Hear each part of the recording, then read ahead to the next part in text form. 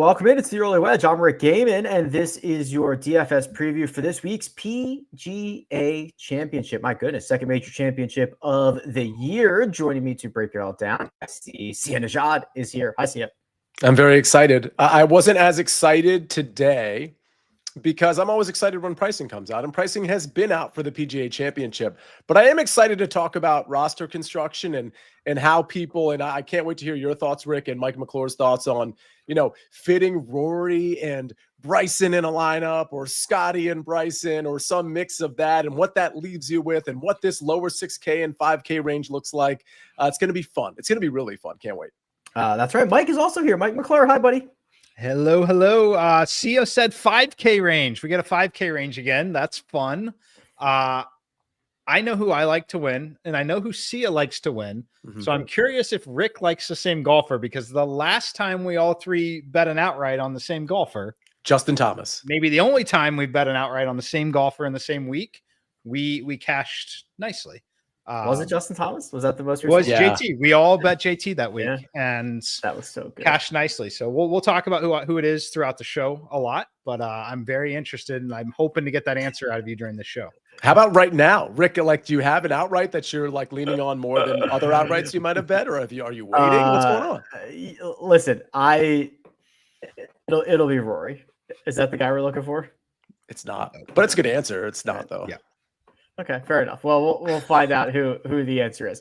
Okay, so this is second major championship of the year. We're going back to Quail Hollow. That is a place that we see a lot. This is a very deep field. So 150 some odd golfers. I think we're at 152 at the moment. We had Vijay Singh WD, and he got replaced. So it's a deep field, Sia. So that means we do get this 5K range. We do get, though, 20 PGA professionals. We get past champions. It doesn't play that deep. It doesn't play 152 deep, but it is a very strong field. In fact, I saw the OWGR whisperer Nosferatu tweet out that this field is probably going to break 500 in the strength of field, which under the new ranking system that they use, that would be the strongest field in the last couple of years. Yeah, and I think from a DFS perspective, we're all kind of looking at who is viable to make the cut. What's the real field when we're talking 152 players? How many of them are actually viable to make the cut? And I think there's 20, somewhere between 25 and 35. If you go down to the bottom of the DFS board and you start scrolling, some of these guys we know aren't going to make the cut. So yeah, talented field for sure. I mean, it's obviously we got the live players back, and I think a lot of them are viable. We're going to talk about a lot of those guys, but with that said, 70 and ties make the cut, and we've got probably the 152. We got probably 120 to 125 that are in the conversation to make the cut. And so, how many of those of the 70 and ties end up making it? How many 6 of 6s do we get? That's what we're really looking at here. 2 years ago, would you have lumped Michael Block into the guys that are not going to make the cut conversation? I noticed he was in the field. What's he, 5,800 or something, 5,500? No, I wouldn't know. That's a good point. Listen, there's going to be an outlier or two or three, but that's about it. That man changed his life in one weekend, basically. Incredible stuff. Yeah, he's $5,500. Mike, I'm very interested on how we are going to assess this golf course. Josh, I believe, has the scorecard, if I'm not mistaken, but this should be a place that we are very familiar with. We get Quail Hollow on the schedule every year, usually in the form of the Wells Fargo Championship. Sometimes we get it for the PGA Championship. Sometimes we get it for the President's Cup. But this is a golf course that we see routinely. It has bounced around on the schedule a little bit. But how do we go and take all this data that we have for a major championship when we usually go into these not completely blind, but usually with multiple year gaps in between seeing major championship venues outside of Augusta National? Yeah, no, it's definitely interesting. I go back and forth whether I like that or not. Sometimes the unknown creates the edge, right? But now I think that when you get at least we get a full field here. I wouldn't like it if it was this and, a very limited field. I wouldn't like that. I like that it's a full field. We get all the players here. But as far as what I'm looking at, distance has to be near the top of your list, if not the top of the list. So along with strokes gained off the tee, approach as always. So tee to green as always. As far as everything else that I'm looking at, I'm leaning more into just making more decisions based off current form once you meet like a minimum threshold in terms of distance and tee to green play and approach play. So I'm going to be very, very top heavy and then very aggressive, making some of those assumptions with the lower, say 5-6K range golfers. Yeah, the thing, Sia, is we know the guys who have had a lot of success at Quail Hollow. We know the way that it sets up. It does indeed tend to benefit the long drivers of the golf ball. And I will tell you, I'm looking out the window right now. It has not stopped raining all day long. I think the last time I checked, we were up to 1.5 inches of rain. We'll probably get 2 inches by the time all is said and done on this Monday. That's going to make this golf course play even longer than the scorecard says. Yeah, even longer, but also more receptive. So there is a bit of a trade-off there. With that said, yeah, I mean, I totally agree. Like driving distance off the tee, certainly going to play a big part here. I also looked at just, kind of more global stats, like, on your site, Rick, rickrungood.com, which we'll check out in a second. Weighted tee to green was super important to me here. Just kind of incorporating that around the green play, but also looking at the ball striking as well. But yeah, also, like hot putters, and you can't, that's very hard to predict, but looking at putting prowess is going to be important here as well. But I agree with Mike. Distance is going to be a big deal, but distance is not the only path here. And we see this at Quail Hollow. We see guys with distance doing really well, but we see other guys who might not have the distance, but they might have the long iron game, similar to some of those guys with the distance that can get it done here. So those are some of the things I'm looking for. And what I find interesting, Mike, is, there's a sentiment early in the week that there is a small group of golfers who can win this tournament. That's the general sentiment around Charlotte. However, we're playing a salary cap game. We've got to pick 6 of them. We've got to stay under a $50,000 threshold. So we are going to have to get away from that group of 6 or 8 or 10 or 12, whatever you think that group is. We are going to have to expand. You mentioned it just a moment ago. Is it kind of looking for a particular skill set? Is it the driving distance and just enough recent form? Like, how are you going to be able to find those little nuggets as we get farther down the board? Yeah, it's going to be recent form a lot for me. And then just frankly committing to playing the guys that I want to play and then playing the ownership game a little bit more so than skill set game. So if we start to see the crowd really focus in on, say, $5,600 Mackenzie Hughes, who I think will be extremely popular, I might just start making little pivots around there and be a little less concerned with that. The only thing that I will say, which it's kind of interesting to talk about it because it's so highly correlated, but if there's a tiebreaker for me, it's going to actually be club head speed based off of what I've seen. Well, I know it's highly correlated to driving distance generally, but I'll be looking at club head speed as a deciding factor on some of the cheapest players here, just based off what you're describing with the weather conditions we've seen and how we know this course is played historically. If I'm taking a chance on someone, and they're cheap, they need to be long and they need to have that club head speed to get out of those soft conditions. Okay, well, we've got a lot of guys who have won their most recent start or 2 starts ago, maybe even 3 starts ago. We are at a full throttle of expectations for this week, and I want to get into the board and I want to start naming some names. We are going to do that, but first we're going to take a quick break and hear a word from our partners.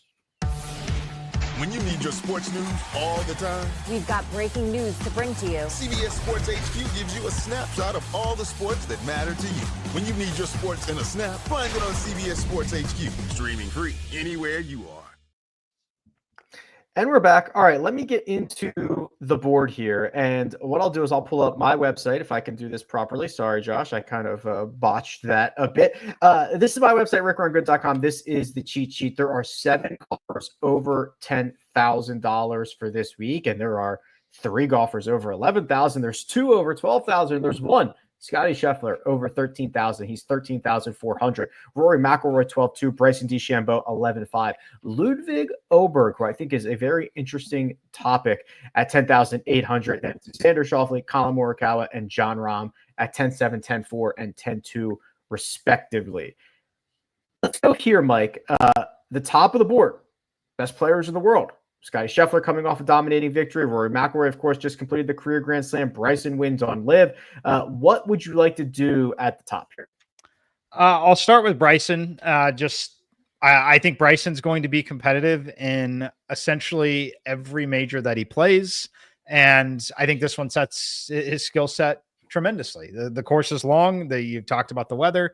But why I'm getting there and what I'm talking about, I want to use my own simulations. It's not what yours are. I don't know what yours are necessarily right here, but I have Scotty winning the most often, then Rory, then Bryson. But my sim number on Scotty is 719. It's 754 on Rory and 755 on Bryson. To me, they're the very clear top three. And then there is a considerable gap still after these top three. But I think the gap from Scotty to Bryson is far too big in the pricing in DFS. Bryson first click for me by a wide margin here in this top group. $2,000 from Scotty Scheffler at $13,400 to Bryson DeChambeau at $11,500. So that's $1,900 for Bryson. Sia, how do you assess the top of this board? Well, I agree with Mike. Bryson, if any of you watched the show yesterday that we did the quick early look on the PGA Championship, Bryson was the guy. You could have got him at 14-1 yesterday. You could have got him in the without market at 10-1. Now those numbers have changed pretty drastically. With that said, yeah, Bryson, I mean, we're talking about, listen, he's going to be highly owned. But when it comes to pivoting is more important, and you guys, I think, are on the same page here too. If you think a guy's going to win the tournament, you should play him regardless of the ownership. At least that's my opinion. Once you get to that like 8K, 7K, in this case 6 and 5K range, that's where you want to make your pivots and not pick a guy who's heavily owned. But I like Bryson a lot. I think he's going to be popular for the reasons that Mike set out. I also like Rory. It's funny because Scotty seems to be the odd man out of the big three in terms of like, I don't know if he will be ultimately, but everybody's talking about Rory and it makes sense. Great 2025, great Quail Hollow stuff.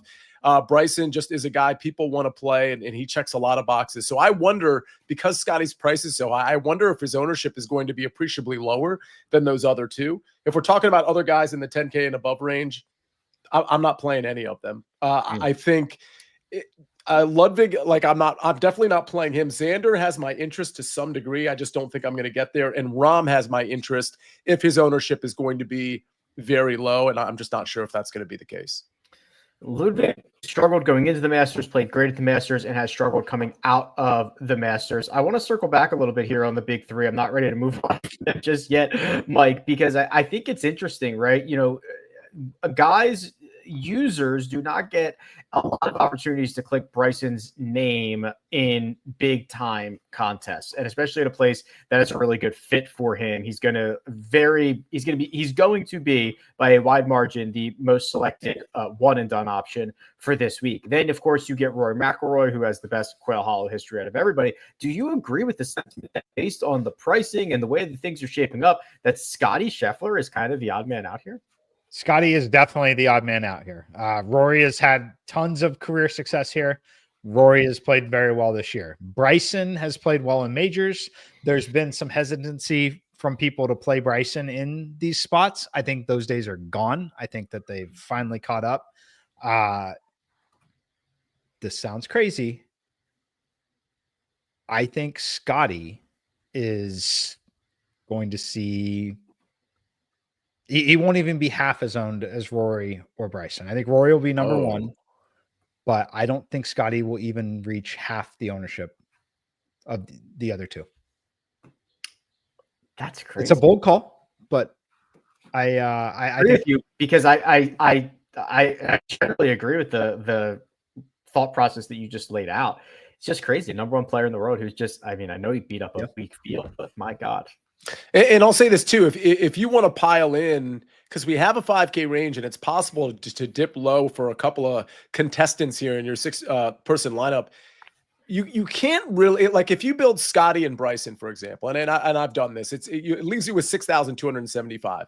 And this doesn't sound like a big difference, but if it's Rory and Bryson, it leaves you with 6,575.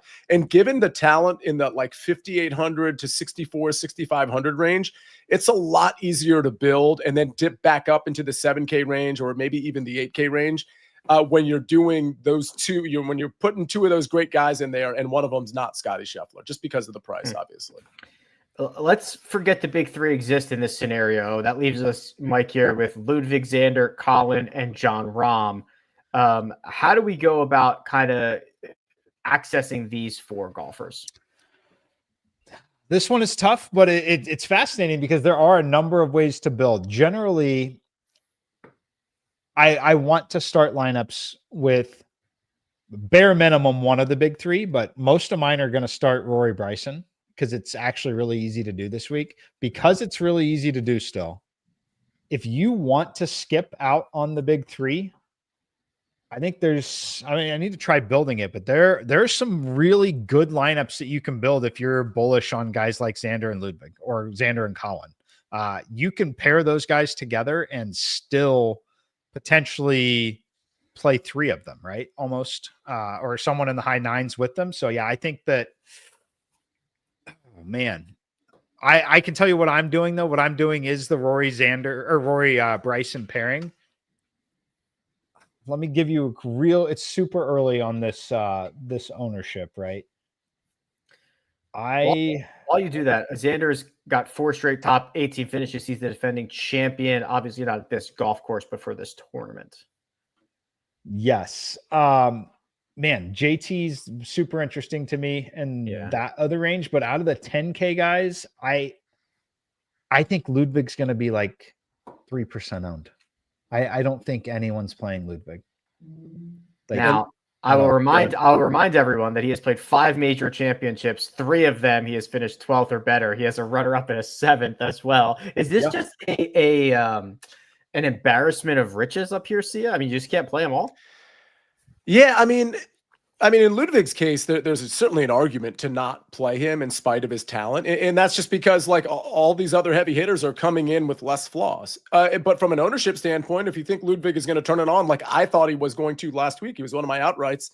I mean, I get the play if Mike's right about his ownership, and he's probably right. The exact percentage may not be right, but he's definitely not going to be a popular guy. Building off of Mike's point, if you skip the big three, Xander, and I just picked like 3 randoms that were in the 10K range. Xander, John Rahm, and again, you can switch to Colin if you want or whatever, and Justin Thomas, who's just under 10K, still leaves you with 6,400, which, by the way, is more than what Scotty and Bryson was going to leave you. So again, you can take 2 10K guys and any 9K guy, including Justin Thomas at 9,900. It's going to leave you with more money for your last 3 than Scotty and Bryson would with just those 2.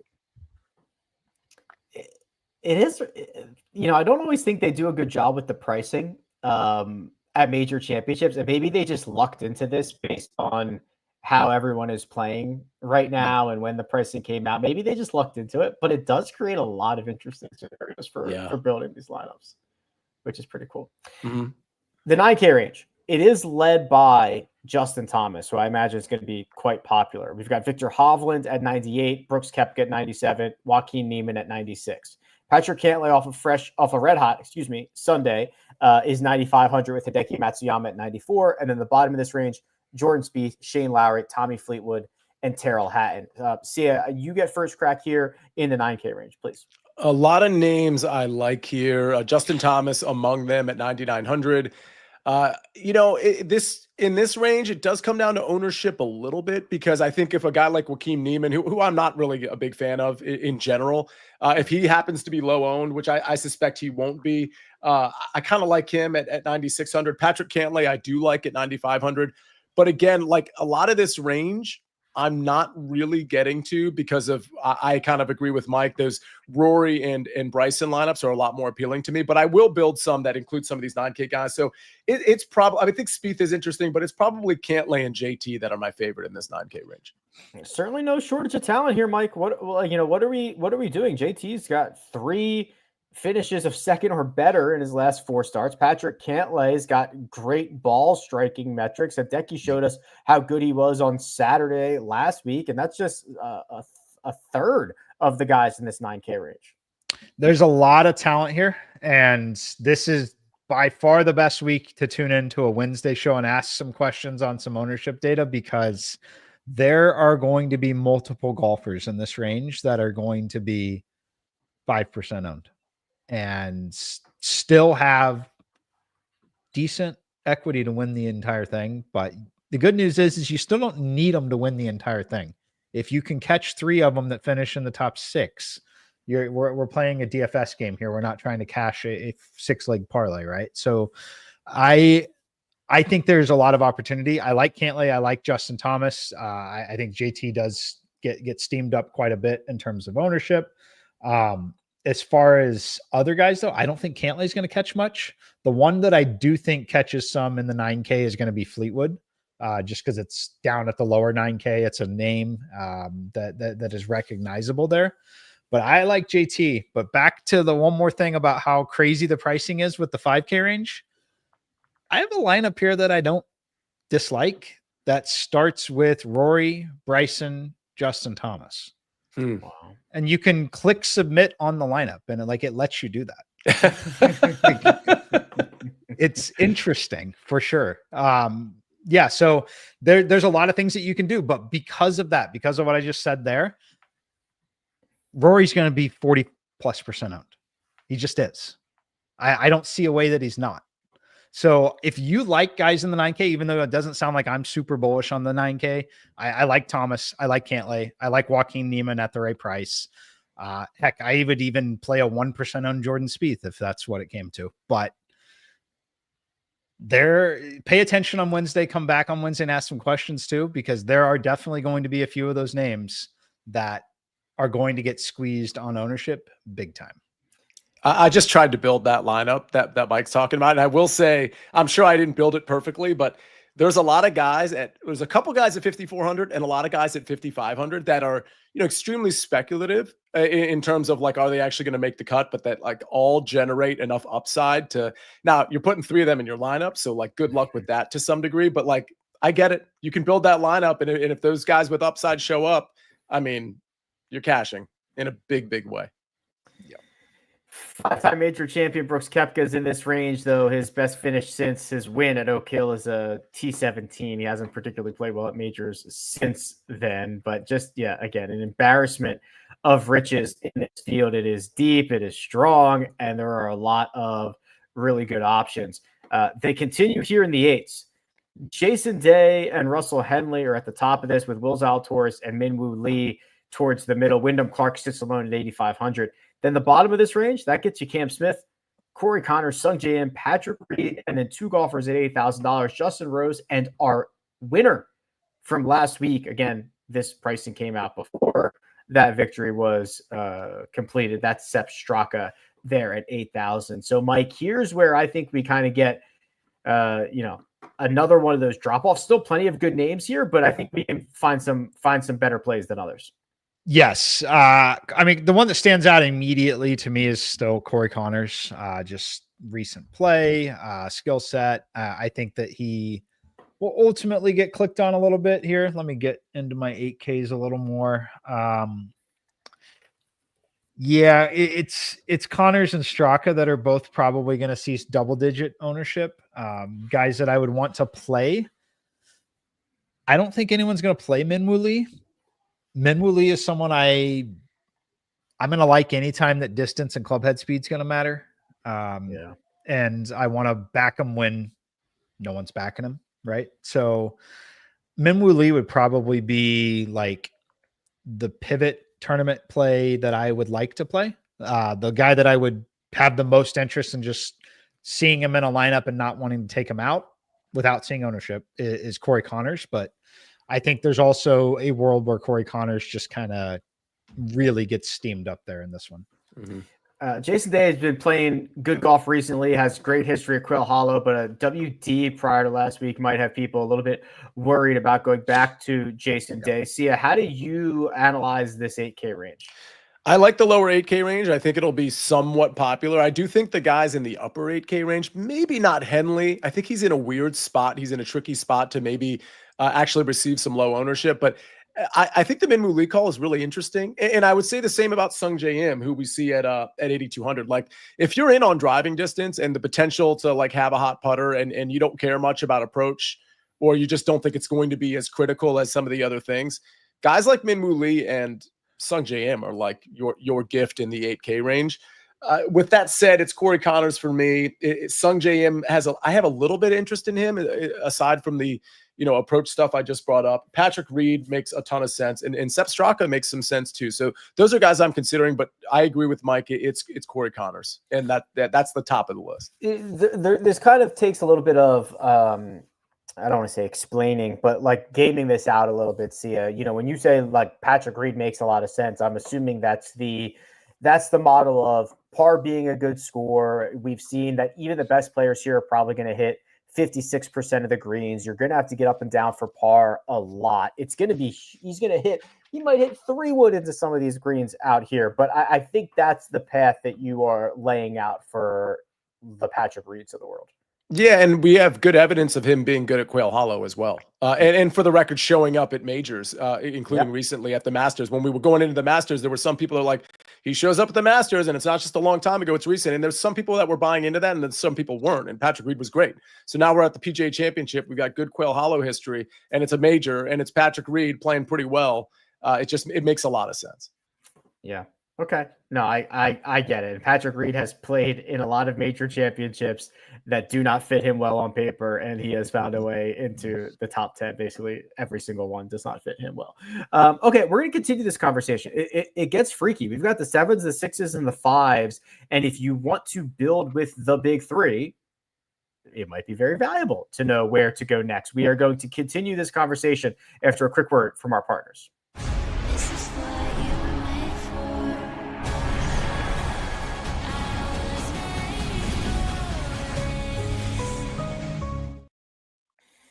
All right, fellas, let's roll on here. We've got the $7,000 range, 20 golfers here. I promise I won't read them all, but Daniel Berger and Sahith Theegala are at the top. The middle, that's Matt Fitzpatrick and Robert McIntyre. At the bottom of the range, Sergio Garcia and Thomas Dietrich. Obviously, a lot of names that I did not mention.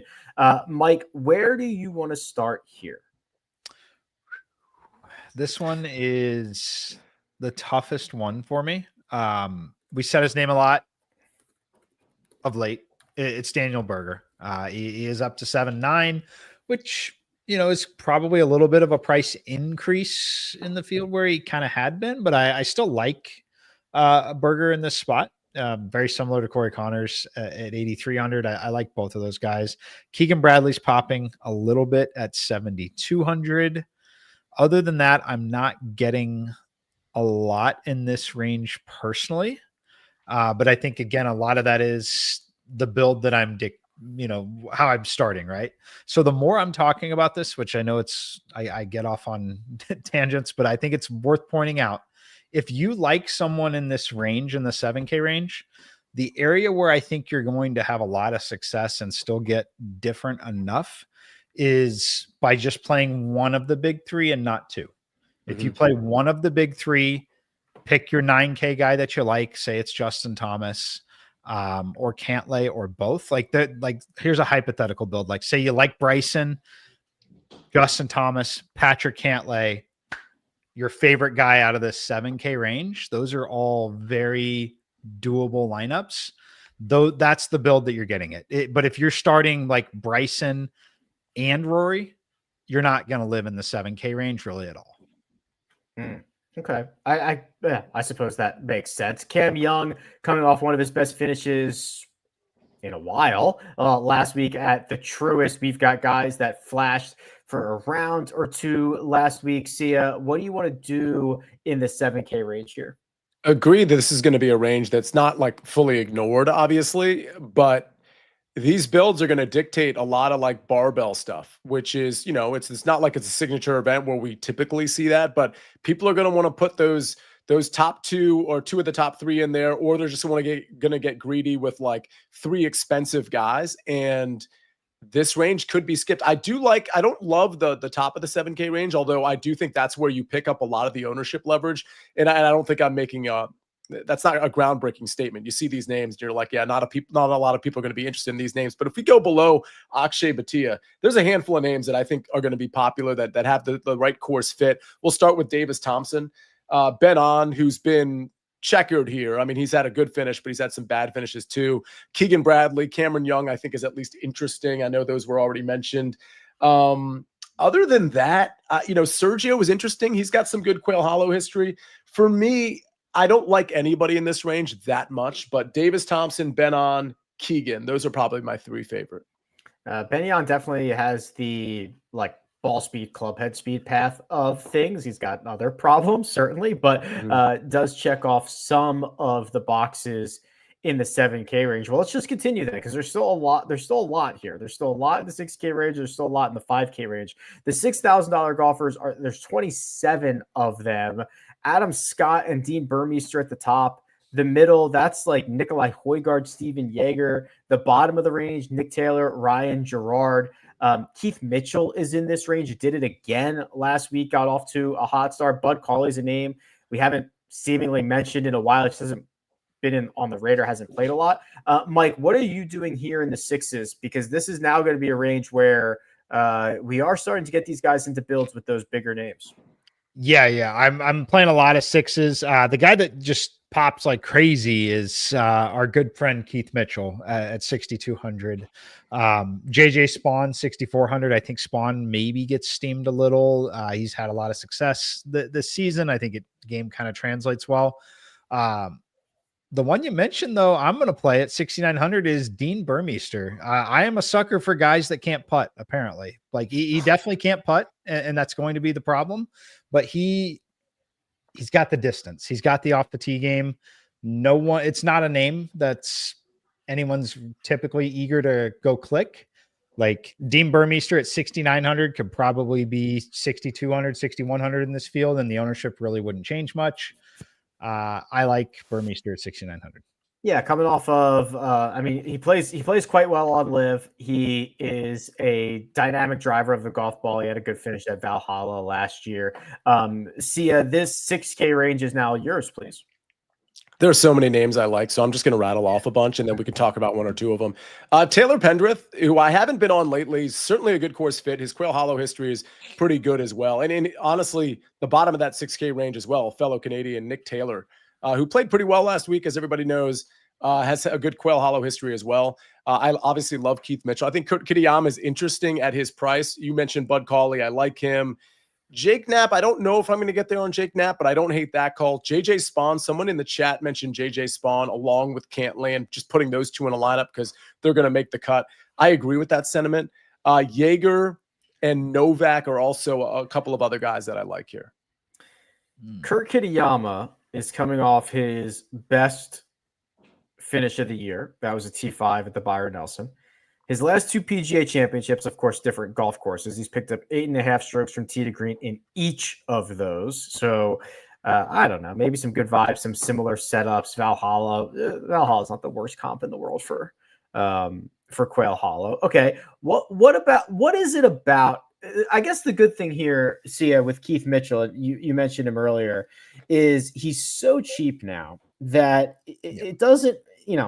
He doesn't have to finish inside the top 10. It would be nice if he did. The metrics are still very good. I think he gets this negative connotation because of the order in which he plays the holes in, but the 5 straight top 18 finishes with really strong metrics is hard to overlook. I mean, how is this any different than, and I haven't looked, but like we talk about Daniel Berger and just like a top 20 machine or top 25 machine and the metrics all add up. And this is a $6,200 guy. He's what is Berger? 7,900. Like, I'm not saying those two guys are the same, but they're both ball striking it, and they both happen to be, well, at least in Mitchell's case, he happens to be putting as well. And oh, by the way, look at his Quail Hollow history. It's interesting because he's actually really good with the putter here. It's the around the green game that's always tripped him up at Quail Hollow. Look at this, 3 in a row where he's gained in a pretty significant way with the putter, and he just constantly loses around the green. Ball striking is pretty solid, as you might expect. I think Keith is coming into good form on at a place where he tends to putt well. Yeah, it's fascinating stuff. Honestly, it is a lot of perception. And if Daniel Berger starts slow and finishes strong, and Keith Mitchell starts fast and finishes poorly, and they're just perceived a little bit differently. Anybody else in the 6K range before I move us to the fives? The fives, that's fun to see. I would play Bud Cauley at the same price, 6,200. Bud Cauley and Keith Mitchell, yeah, sure. 6,200, I would play them. I didn't mention Bridgman or Gerard, and I think those two are. I'm a big Bridgman guy. Yeah, I didn't play him last week for some reason, and he was awesome. Those two guys can go either way. But when they're hot, they're in really good shape to give you like a spike for a DFS lineup. I'm pretty sure Bridgman was in the optimal last week. He was makes sense. He was that good. Yeah. Okay, I will roll us down here to the $5,000 range. Now, these are going to be some names, gentlemen. These are going to be some names that you know. If you haven't paid close attention, you might not have heard of, or you haven't thought about in the last couple of years. But the top of this range includes names like Tom Hoge, Lucas Glover, Michael Kim.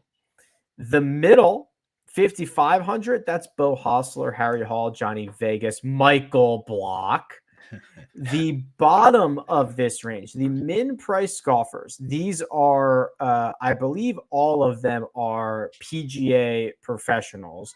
So it's Dylan Newman, Brandon Binghamon, Sean McKeel. Remember him? He's actually $100 more expensive. He's $5,100. So this is where we can find some diamonds in the rough, boys. Sia, what do you want to do here?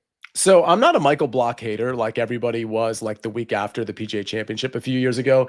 But why is he more expensive than Garrick Higo, Joe Highsmith, Laurie Cantor, and a guy who's a great course fit, as I look here, Nicholas Norgard-Moeller? Like, these guys, I think, are all viable. And when Mike was building his, big three lineup, I'm sure he was looking at some of those guys. I'm actually just trying to get, hints. I'm trying to get info from Mike here. But I like all of those guys if you're going to dip that low. I think Vegas is interesting because it did look like he might have put something together the last time out. But there's a lot of names in this 5K range. Hodges is in here. EVR, who's starting to come on a little bit, is in here. Thorbjorn Olesen at 5,800, I think, is really interesting. He was one of my outrights last week, and he kind of stumbled on Saturday, if memory serves. Woodland, Kevin Yu, Sam Stevens. I think all of those guys are viable.